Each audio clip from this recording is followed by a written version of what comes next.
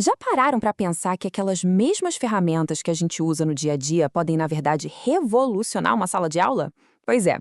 Nessa nossa análise, a gente vai desvendar como a tecnologia pode criar experiências de aprendizagem que são simplesmente incríveis. Vamos mergulhar juntos nesse ecossistema da educação digital. A grande pergunta que vai guiar a nossa conversa é essa: como é que a gente transforma o digital em um verdadeiro aliado pedagógico? Vamos descobrir juntos as respostas, indo muito além daquele uso mais superficial das ferramentas, sabe? Então, no nosso último encontro, a gente conversou bastante sobre mídias. Agora, o foco é na prática.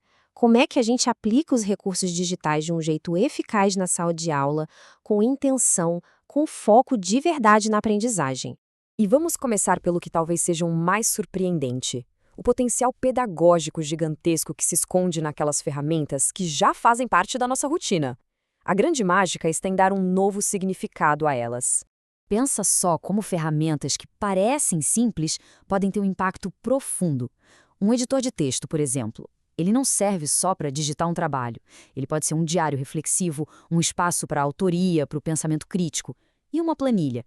Em vez de ser só uma tabela, ela se torna uma ferramenta super poderosa para analisar e visualizar dados de uma pesquisa de campo, sabe? Transformando números em narrativas. A chave aqui é uma mudança de perspectiva, sabe? Uma apresentação de slides não deveria ser um roteiro para ser lido passivamente.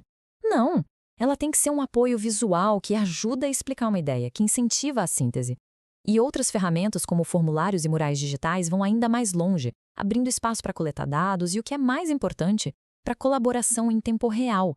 Bom, vamos avançar um pouco e ver como todas essas ferramentas podem ser organizadas dentro de um espaço só, um espaço dedicado. Chegou a hora de falar sobre os ambientes virtuais de aprendizagem, a nossa sala de aula digital. A definição é bem simples, na verdade. Um AVA é como se fosse a casa digital de um curso ou de uma turma. É o lugar que reúne todos os materiais, as atividades e, o que é fundamental, as pessoas, centralizando toda a comunicação ali. E olha, já existem várias plataformas bem conhecidas que cumprem esse papel. Moodle, Google Classroom, Microsoft Teams, esses são só alguns dos exemplos mais comuns de ambientes virtuais de aprendizagem que a gente vê por aí. Um AVA bem estruturado se apoia em 4 pilares. Tem o conteúdo, que são os materiais de estudo, a comunicação, que acontece por meio de fóruns e chats, as atividades, que é onde o conhecimento é colocado em prática, e o acompanhamento, para que o progresso fique visível para todo mundo. E o legal dos AVAs é a flexibilidade.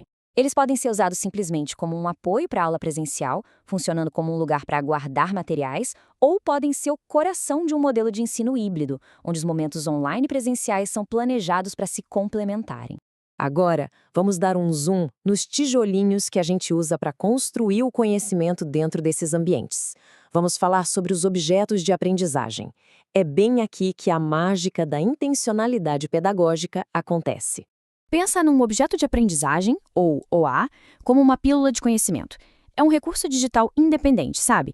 Desenhado para ensinar um conceito bem específico e, o melhor, que pode ser reutilizado. É exatamente nesse ponto que uma ferramenta comum, tipo um formulário, se transforma num OA quando a gente usa para criar um quiz interativo que dá feedback.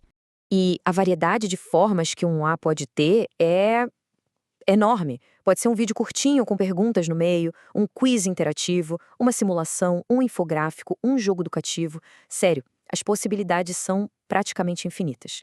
Na hora de criar ou escolher um AUA, é muito importante ter em mente alguns critérios de qualidade. Ele precisa estar alinhado com um objetivo claro, usar uma linguagem adequada, oferecer feedback e, claro, ser reutilizável. Isso tudo garante que o recurso seja realmente eficaz. Agora, um lembrete rápido, mas assim essencial: o respeito à propriedade intelectual.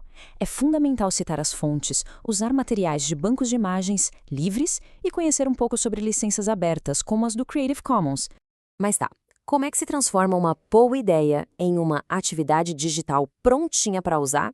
Vamos ver um processo simples e bem prático para tirar os projetos do papel com segurança e principalmente com propósito. Olha, esse roteiro de 5 passos é um guia bem seguro para a criação. Tudo começa com clareza. Que problema a gente quer resolver e para quem? A partir daí, a gente define os objetivos de aprendizagem. Só então é que se escolhe o melhor formato.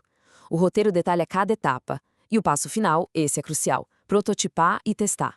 Esse ciclo garante que a atividade não seja só criativa, mas que seja de fato eficaz e intencional. Ufa! Agora vamos juntar todas essas peças, com um resumo bem rápido e um desafio final para colocar todas essas ideias em prática de vez. Então, aqui estão os 5 pontos-chave dessa nossa análise, desde o potencial das ferramentas que a gente já conhece até o processo estruturado para criar novas atividades, passando pela organização dos AVAs e a especificidade dos OAs.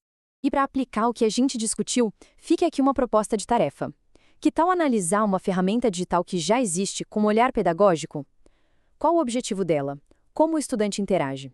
Como avaliar? E o mais importante, o que poderia ser melhorado? E para a gente fechar, uma reflexão inspirada num dos grandes pioneiros da computação. A frase que vemos agora resume perfeitamente a visão dele e também o nosso papel. Ela nos lembra que, ao usar a tecnologia na educação, a gente não é só consumidor, mas sim criador, criadores ativos do futuro da aprendizagem. Esse pioneiro foi Alan Kay, um visionário que décadas atrás já enxergava o computador não como uma simples máquina de calcular, mas como uma ferramenta dinâmica para expandir o conhecimento. A visão dele se conecta diretamente com tudo o que a gente conversou hoje, ressaltando o potencial transformador que temos em mãos.